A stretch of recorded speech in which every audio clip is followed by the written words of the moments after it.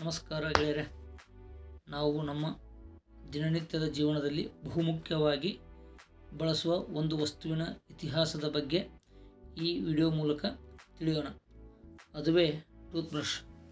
ಟೂತ್ಬ್ರಷನ್ನು ಸುಮಾರು ಶತಮಾನಗಳ ಹಿಂದೆ, ಅಂದರೆ ಕ್ರಿಸ್ತಶಕ 6ನೇ ಶತಮಾನದಲ್ಲಿ ಚೀನೀಯರು ಪ್ರಾಣಿಯ ಬೋನಿನಿಂದ ಮಾಡಿದ ಸ್ಟಿಕ್ಕಿಗೆ ಪ್ರಾಣಿಗಳ ಕೂದಲನ್ನು ಉಪಯೋಗಿಸಿಕೊಂಡು ಹಲ್ಲುಗಳನ್ನು ಕ್ಲೀನ್ ಮಾಡುತ್ತಿದ್ದರು.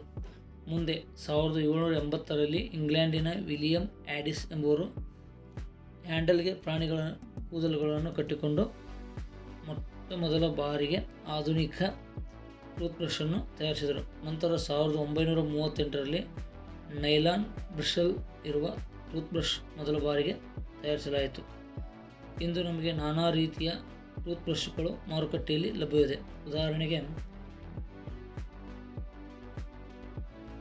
ಮ್ಯಾನ್ಯುಯಲ್ ಅಂದರೆ ಸಾಮಾನ್ಯ, ಎಲೆಕ್ಟ್ರಿಕಲ್ ಟೂತ್ಬ್ರಷ್ಗಳು, ಹಾಗೆ ಸೆನ್ಸಾರ್ ಟೂತ್ಬ್ರಷ್ಗಳು ಮಾರುಕಟ್ಟೆಯಲ್ಲಿ ಲಭ್ಯವಿದೆ.